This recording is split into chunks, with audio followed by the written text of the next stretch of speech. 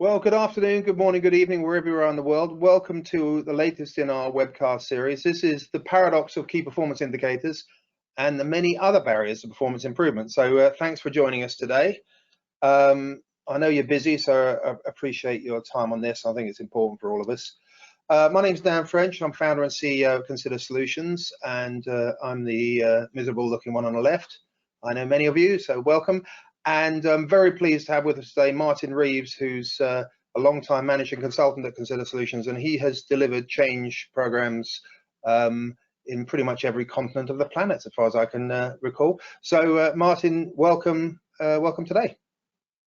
Hi, everyone. Thanks, Dan. So between us, we're going to entertain and hopefully inform you today. So I'm here to give some introduction and talk a little bit about performance and what we mean by it, and also maybe some ideas about what we aspire to and what we set as objectives. I'm going to talk a little bit about the barriers to performance improvement, which is the most, one of the most critical things we've got to be aware of. And then we're going to get into a topic around key performance indicators and a number of other elements that affect it, particularly in today's world. And then I'm going to ask Martin to talk about making it happen, the art of execution from his own experience about how do we actually drive action and behavioral change in large, complex global organizations. And then I'm going to come back with some thoughts of the road and some Q&A. So as we go through, you should have questions. I'm sure you're going to have questions and thoughts. So please ask those on the question and answer panel on your GoToWebinar interface. We'll endeavor to answer those at the end. For those who don't have the opportunity to or the time to answer today, we'll respond by email. But if you've got ideas coming through, get them out there because they help you and us. So that'd be good. So if you've got any technical problems, do the same thing, and our team will try and help you. So that's what we're trying to cover. Many of you know Consider Solutions. This is just to give you a sense of the approach we take to these issues, these challenging issues. So our context as a business is about focusing on world-class finance and operations, helping organizations drive better business results, reducing the cost of operations, optimizing cash flow, and having better risk management. And we deliver that through those pillars on the right. Now, normally, when we talk to communities like you all, we're talking about one of those pillars, but today it's interesting, we cross all of those because driving performance and measuring performance and KPIs affects everything we do in business. And so it's relevant to all these things. So that's our perspective today, and we're very grateful to a bunch of organizations, many of you on the call today, but you guys challenge us regularly with questions. You challenge us to come up with challenging, receive wisdom, new ways of looking at problems, and also come up with some thought leadership on challenging issues of the day, such as a discussion today. So thank you all. You and many other organizations are here today, so thank you. My first point is, when we think about performance improvement, particularly in the Western world, we do have a habit of thinking about winning, about the cup, the Formula One championship, the World Cup final, the FA Cup, whatever it is, or a winning, a result of winning something or getting to the top of the mountain. And it's kind of interesting because when you look at the way we think about performance, there's a lot of that goes on in popular literature. But if you look at sports, particularly elite sports, which a lot of the sort of management leadership thinking comes to business from, they're very, coaches in elite sports are very careful to talk about the process of performance, the state of performance improvement rather than the result itself. So you will see coaches, even on key games or championship matches, will not talk about winning the game, but on just doing the best you can. And it's kind of an interesting thought for us just to kick off that maybe we trip ourselves up in some ideas about performance improvement before we even start. So that's just a little thought for you. So I've got 10 barriers to performance improvement here. I won't spend a lot of time because we're going to talk about these as we go through, but a couple of things that have often struck me is we have this ambiguity between efficiency or productivity, getting work done, and effectiveness, which is getting the outcomes produced. And we all know that those two things are different. And it's important for us to work out what's really most important, because those can confuse us, which relates us to performance management and KPIs. We're going to talk a little bit about cognitive biases, which have helped us in evolution, but maybe don't help us so much in today's society and today's business environment. I think this issue of cadence, and I know we're going to talk about this later, so many of us say, oh, well, in my company, we're so large, we're slow, nothing happens at any pace here. But, there's a lot of evidence that says, cadence is driven by individuals. And even in the biggest organization, you can find pockets of a higher speed of operation, which is driven by individuals. So it's worth thinking about technology trends, project versus process thinking, issues, process issues and defects, root cause analysis, and then these issues about driving change, which Martin's going to talk about. So those, I would say, are my top 10. Maybe you've got a different top 10. I guess there'd be a big overlap. But it's important initially just to think about what are the things that limit our ability to drive collective performance improvement, because we're talking in business context here. So we're going to start off talking about KPIs. So key performance indicators, we kind of all know what they are. They're kind of objective measurements, or meant to be objective measurements of performance, and they're meant to be a mechanism for setting and achieving performance improvement goals. And one of the challenges of KPIs is it's so obvious, it's mind-numbingly obvious that a KPI seems simple. I mean, it's obvious what it's meant to be, right? It's meant to help us get better. It's very, very self-evident, which in itself is part of the problem. And in our increasing love affair with KPIs, we've all got more KPIs than we can shake a stick at, probably more than we should have. And we're all used to these KPI dashboards. And, this is a slightly tongue-in-cheek cartoon from Tom Fishburne. But the truth of the matter is, it's very rare do we have a conversation with someone about their KPIs and they can articulate the rationale, the purpose and outcome of their KPI and what it's designed to improve and drive consistently across the full set. So whilst it's kind of a little bit of humor, within humor, there's a little bit of truth there. So, if we don't fully understand what the KPIs are, we've got a problem already.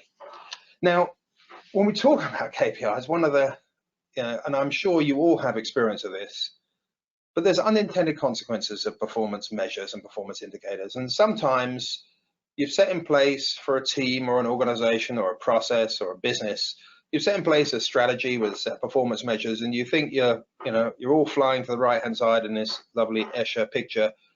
And then you wake up one day and realize what you put in place actually is having the diametrically opposite effect, and you're all flying in the opposite direction. And that is not as rare as you might expect. And that's because there's often conflicts between KPIs. KPIs about driving behavior. We want to change behavior to get positive results. And some of those consequences aren't quite what we had in mind. And particularly when you get compensated for KPI target achievement, that can have a really extreme impact. And here's a few examples. I'll talk about a couple of them. So revenue per full-time equivalent, it's quite common for businesses, particularly public businesses, publicly quoted business on the stock market, to be able to talk about their revenue per full-time equivalent as a measure of their financial performance across different kind of businesses. And it wasn't long ago where this was really common. And there were some very, very large global organizations that were doing quite well and suddenly realized things were trailing off a bit. They weren't getting better every quarter. So one organization I know pretty well decided to outsource 20,000 people of their own organization to a third party. And immediately the revenue per FTE went up massively because their FTEs were fewer. Now, the irony is that the outcomes of that business weren't substantially affected by that at all. And arguably they had less control and their profitability went down. But if you're measuring revenue per FTE, that was a very good decision. You're looking at a second one. I'm sure all of us have been on the phone to call centers, either for our internet service provider or our phone, when something's going wrong. You know immediately when that call service agent is being measured on number of calls per day. They can't wait to get you off that line, whether or not they solved your problem or not. Now, as a customer, that's not great news because you want to get your problem resolved. But you can understand why management think the number of calls is a good indicator of productivity. But you can see it's conflicted and an unintended set of consequences. So, those are just some things. I'm sure you have your own experiences. In every business you see these. So think about in your own world, what are the unintended consequences of some of the performance measures you set or have set? So immediately it becomes obvious that whilst KPIs and performance improvement look so obvious, it does require some critical thinking. And, I talk regularly to executives in different companies, and this watermelon picture is a common one. I was talking recently to a finance leader who said, all of these KPIs we have, they're all reporting green, and everyone feels great about it, but our customers aren't that happy, our suppliers aren't that happy, and our people aren't that happy, so something ain't going right. And we laughed a little bit because it's kind of a sad state of affairs, but it's common. And we talked about the watermelon KPIs, that they're green on the outside, but they're red when you cut into them. And that is, again, very, very common. It's another unintended consequence. So those of you who've talked to us or work with us, you know we're kind of interested in these cognitive biases, and Dunning-Kruger particularly. And nowhere is this more relevant and really urgent than in the whole issue of KPIs, because KPIs are obvious. They're so obvious that it's a good thing that on the left-hand side, our confidence in saying to somebody, go and set some KPIs, talk to your colleagues, talk to your stakeholders, come back with a set of KPIs, and let's get moving. It's only when you really dig into it, you start to realize with experience and trying to work out KPIs and outcomes for your own activity, process, business unit, whatever, it's something else. Actually, this is much harder than I thought, and I'm less confident about the ability to get this done. And even when you become an expert on the right-hand side, you're far less confident than the naive optimist on the left-hand side. And that's not being critical of any of us, because we all suffer from that problem. On that left-hand side, we all say, yeah, it's pretty obvious, KPIs. We all know what they are, right?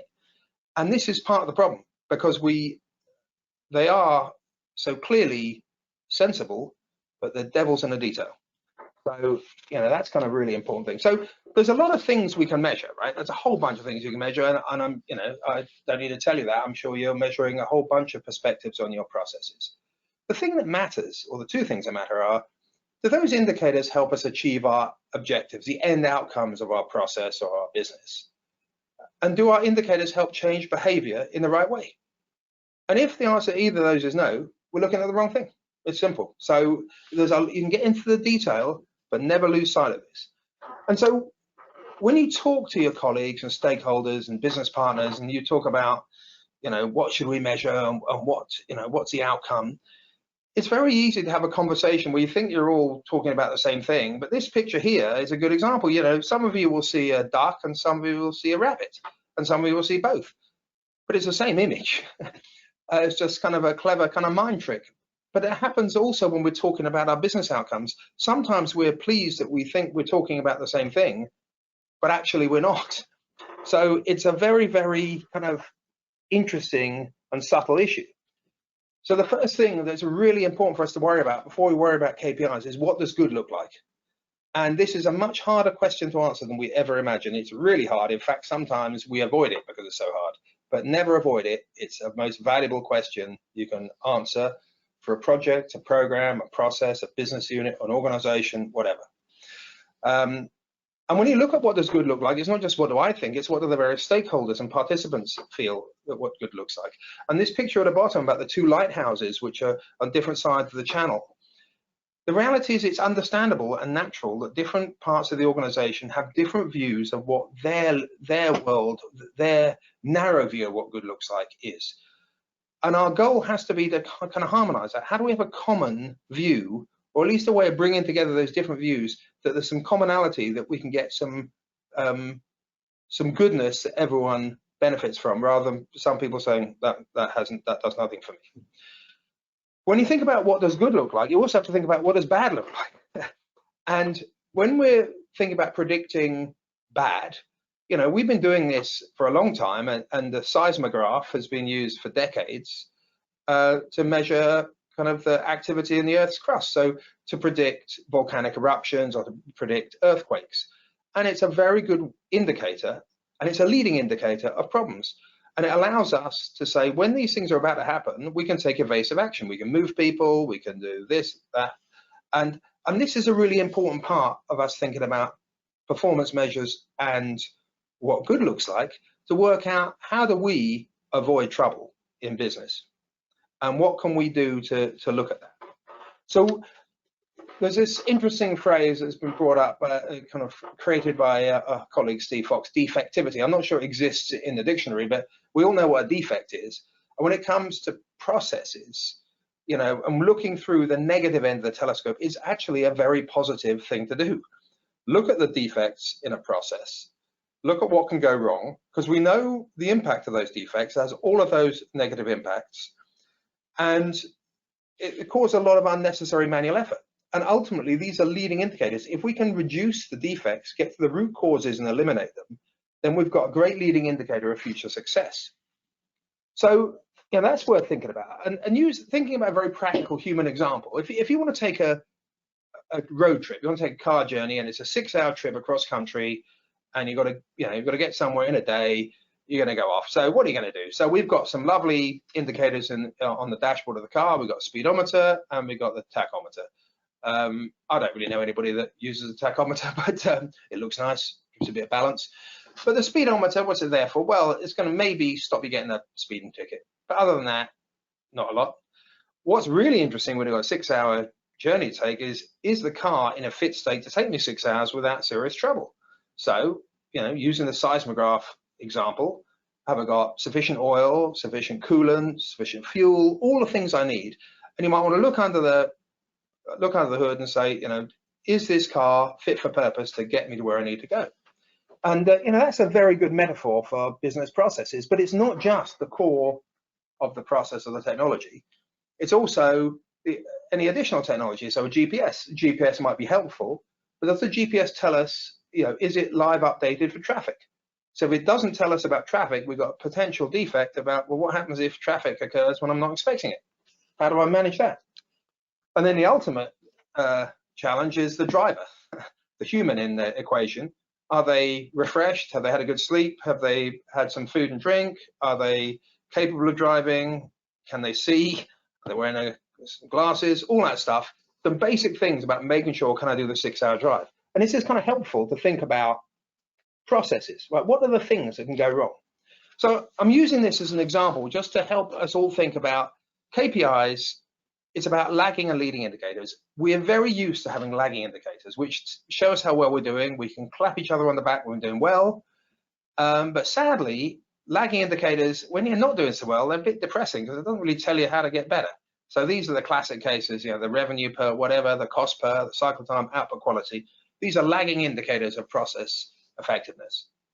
The bit that's really interesting are the leading indicators. They tend to show us what's going wrong, the barriers to a positive result, and how to navigate where to improve. And that is actually, ironically, what gives us the most success.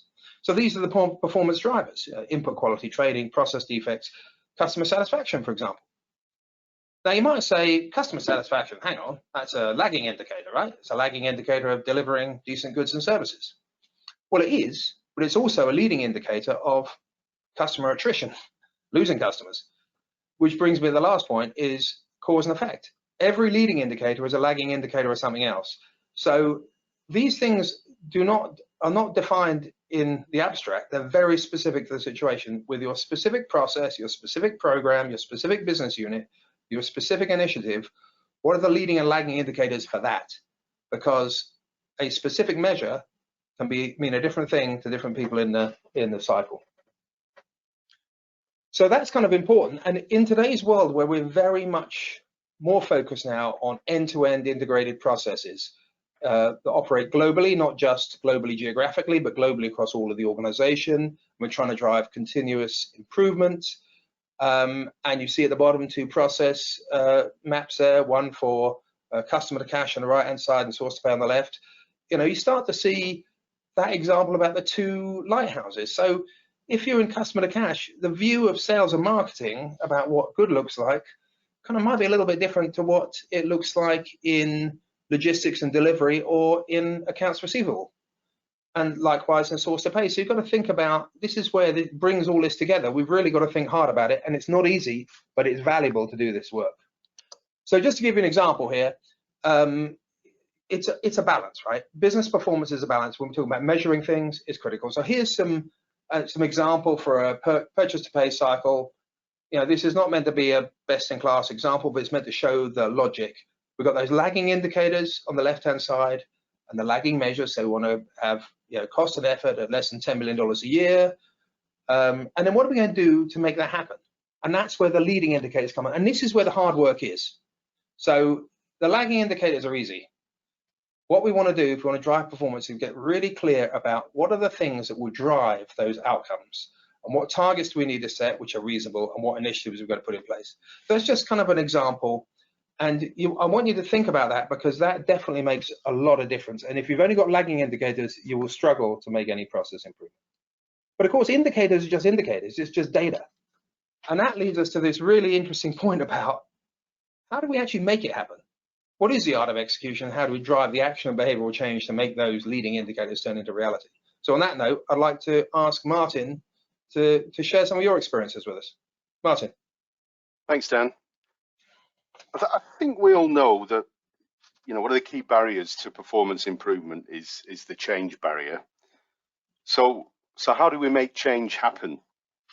So as I share my experiences, I want to concentrate on two key aspects. So that's driving performance improvement through process change, and driving process change through individual behavioral change. And I think this quote from Henry Ford sort of hits the mark. So every one of us, when we're involved in driving change for the whole thing, the whole initiative, or just part of it, if we want success, then we need to be able to create some kind of vision for our part of the picture or the whole picture, and we also need to be able to articulate that vision, own it, and drive it to completion. And without any of these things, then we're not really going to make much progress. So the empty gym, aspiration does not equal execution, or as I like to call it, the fine art of procrastination. I mean, we all know someone who's made a New Year's resolution, or we've made one ourselves to get fit, to lose some weight. We've got the new gym gear, we've gone out and bought a Fitbit, we've got the gym membership, but we haven't been to the gym yet. We've made all sorts of excuses probably why that is, but I mean, as we all know, no pain, no gain. And Dan, when he was talking about KPIs, he talked about the leading and lagging indicators. Leading indicators helping us to work out what's going wrong, lagging indicators, how well are we doing. I mean, the irony of this is, we've bought our Fitbit, so we've got all the indicators we need, whether it's about weight, how many steps we're doing, calories burnt, hours slept, etc. All the measures we need to lead us to the right outcome, but we're still procrastinating.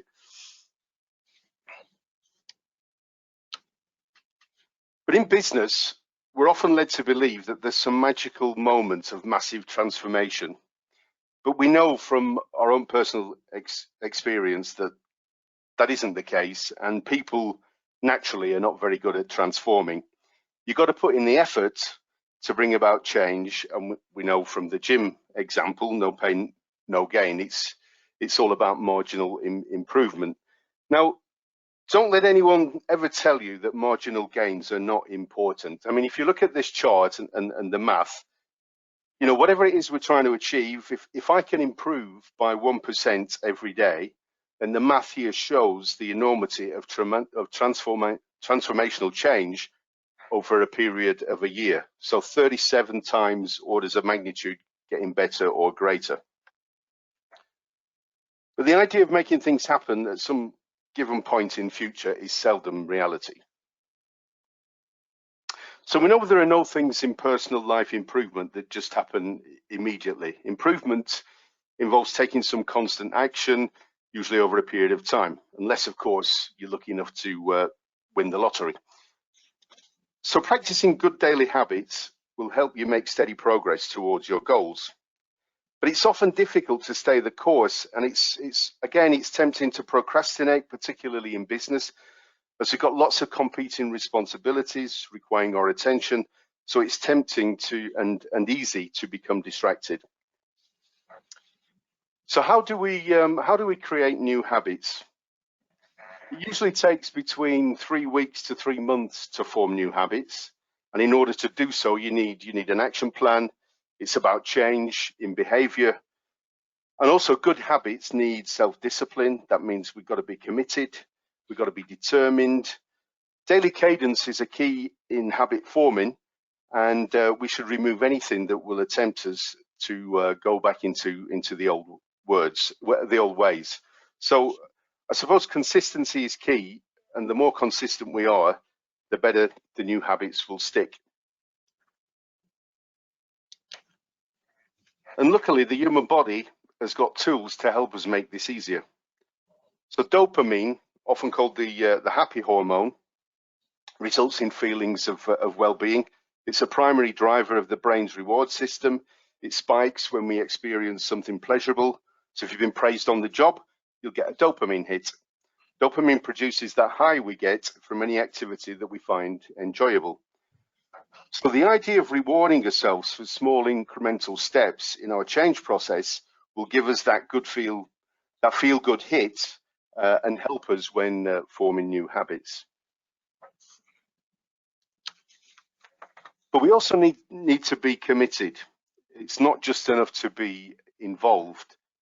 And as you can see from this bacon and eggs breakfast, the hen's involved. She's produced the eggs, but I think there's no doubt in our mind that from a pork production, the pig is fully committed. But what does that mean from a business context? I mean, don't get me wrong, I'm not expecting you to fall on your sword for all this, but in my experience, commitment is, leaving skin in the game. You've got to be in it to win it.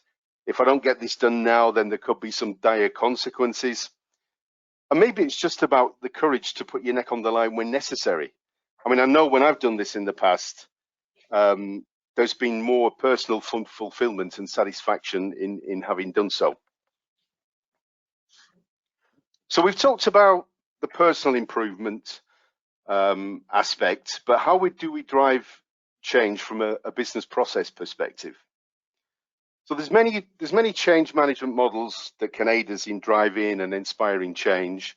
Anyone who has used any of these models will recognize this as the ADKAR model. ADKAR being awareness, the need to change, desire to participate in and support the change, knowledge on how to change, the ability, implementing the required skills and behaviors, and then reinforcement, or as we like to say, execution and reinforcement, that sustaining the change.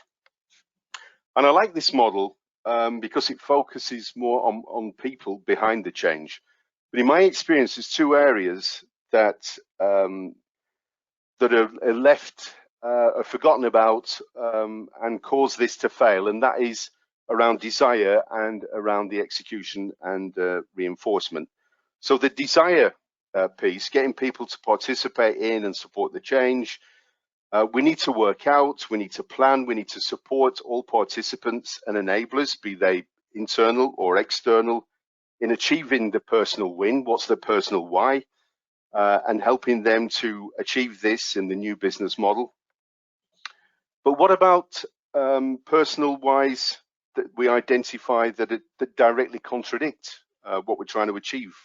How do we cope with those? What do we do? And of course, around execution and reinforcement, how do we sustain the change? How do we support, encourage, and reinforce and recover mindsets and activity as required over the long haul? So around execution and reinforcement, remember your why, both from a business and personal perspective, and keep reminding yourself what's in it for me. Keep a log. I mean, when we go to the gym, it's typical to have a log of progress, so numbers of repetitions, weights on a particular piece of exercise equipment. We track how well we're doing. So, we should do the same thing with regard to our accountability progress. And if we practice good habits and reward ourselves with the small successes, then we ensure that we'll get these dopamine feel-good hits. And in my experience, an accountability partner, so some codependent colleague, someone who has a vested interest in us achieving our goals, is a great way to sustain the change. And I remember how, daily calls on status, progress, immediate plan for tomorrow has helped me to achieve change goals, but not just the business why, but my own personal whys as well. We also need a plan. So a plan not just typically for the new process and the underlying technology that's supporting that process, But we also need a plan in order to drive the change and measure progress. And this plan should not just be for the whole team, but for the individual level as well. And you can see from this example, it's supporting the ADCOR change management model. So remember, there are no quick fixes. Success requires making 100 small steps go right, one after the other, no slip-ups, no goofs, and everyone pitching in. Back to you, Dan. Thanks, Martin. That was a really great talk through some of your experiences, and I can feel some of the cuts and bruises and scars involved in that. So thanks for that. So I'm just going to talk now through some thoughts for the road in the last few minutes. Do ask your questions again on the panel. There's a couple of questions there already. Please pop your questions on. If we can't answer them today, we will get back to you. So we've talked about these 10 barriers to performance improvement. I'm not going to talk about them again, but I do encourage you to look at these. And if you've got additional ones, add them, and because you want to use these to help drive change in your own process and business initiatives. You need to know what the barriers are so you can deal with them. We've talked about a number of these already. I will talk a little bit about shifting priorities over time, because the last 18 months have been a great example of how business priorities change very suddenly without expecting. So there's an observation here about time to value. We talk a lot about time to value. We've got we have a business case, we have a program, we have a change initiative, and over this period, over the next 18 months or 2 years, we're going to deliver this, and that's great. But of course, the last 18 months have proven to us that the future may be very different to what we expect. So that kind of reinforces this idea of the concept of kind of a net present value associated with a future value. So if you think about this, that if someone said to you, in a year's time, I'll give you $1,000. You go, okay, that's very kind of you. Don't know what I've done to deserve that, but very good. And I say, what would you take now instead of that? Now you'd think to yourself, well, in a year's time, that person might not be here. They may not have $1,000. I may not need $1,000. I actually need the money now. You might say, actually, right now, I'd take $700. I might take $500. Who knows? But that's a very practical example of net present value. So this idea that when you think we're going to be delivering $30 million of value or more in 2 years or 3 years time, bear in mind, that's $30 million isn't right now.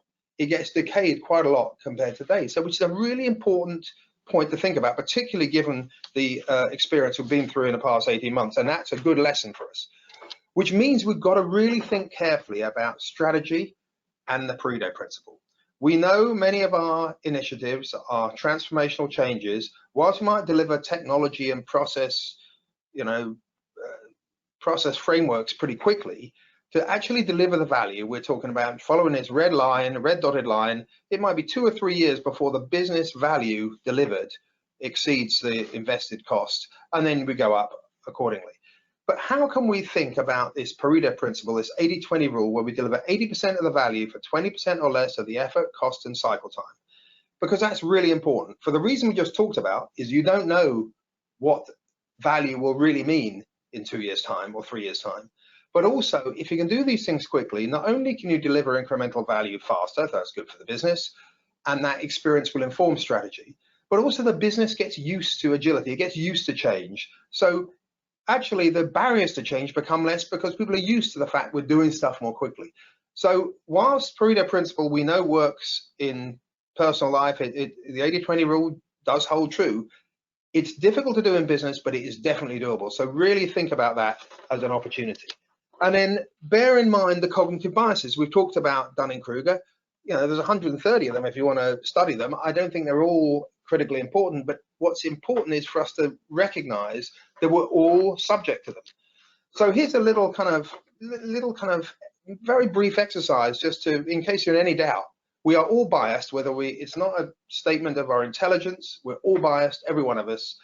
And cognitive biases are mental shortcuts that really work for us well through evolution, but don't always work for us so well now. And there's been a great book written by Daniel Kahneman called Thinking Fast, Thinking Slow, which deals with all this stuff in great detail. And if you're interested, you should read it. But these are 3 examples of cognitive reflection.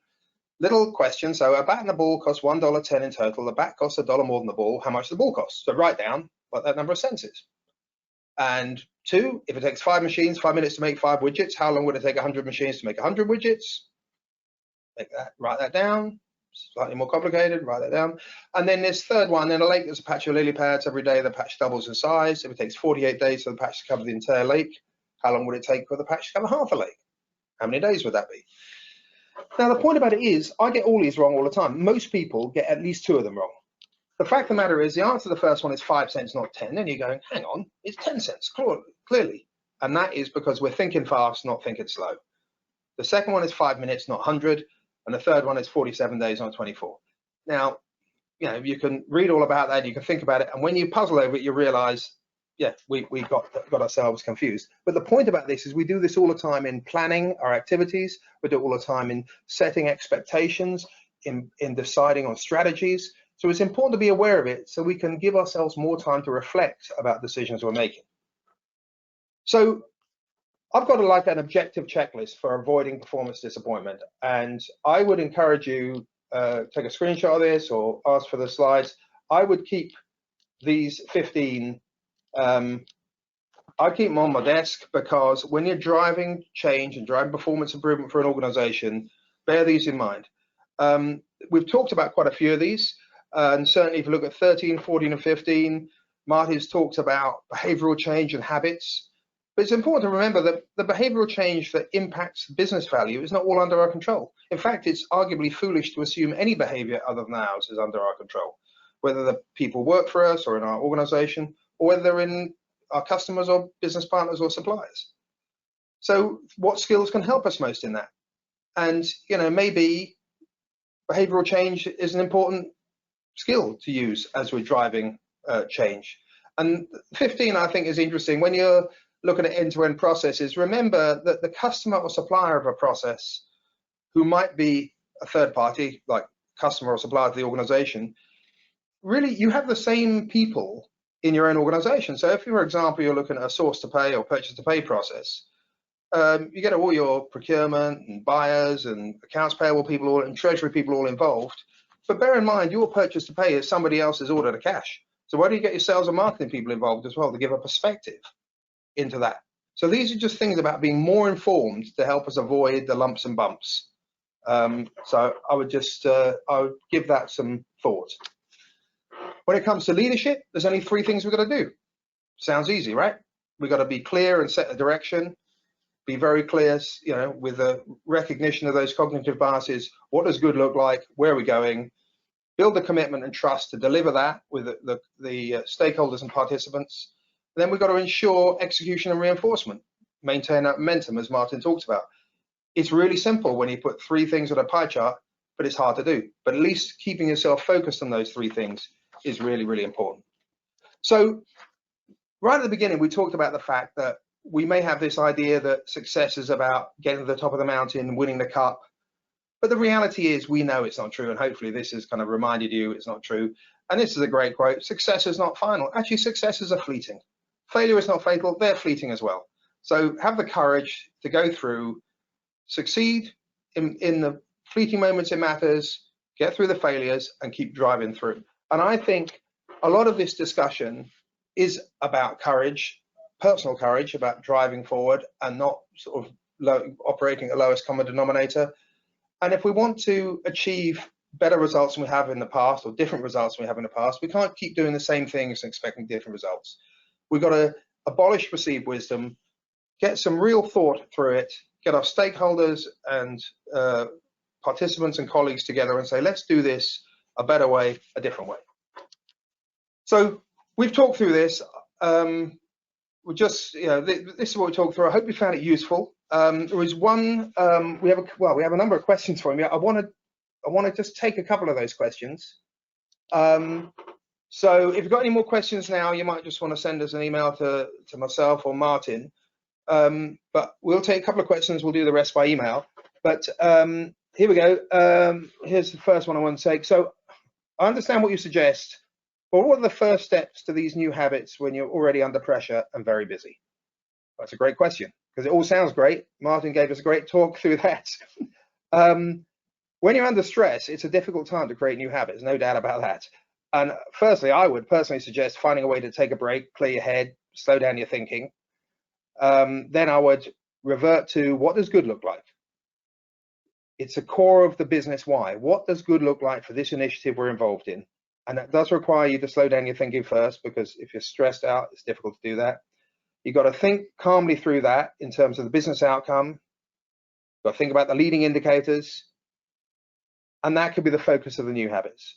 And you may well be stressed, under the pressures of work, but remember, your stakeholders and team members probably are also. So you may want to do this activity individually to start with for your own clarity, and then bring your stakeholders and team members in. Martin, I've just rambled there a bit. Have you got any thoughts about that? I think this idea of a codependent colleague, so someone, it could be a boss, but it doesn't have to be your boss, but it's someone who's got the same vested interest in the same journey to the outcome you're trying to achieve.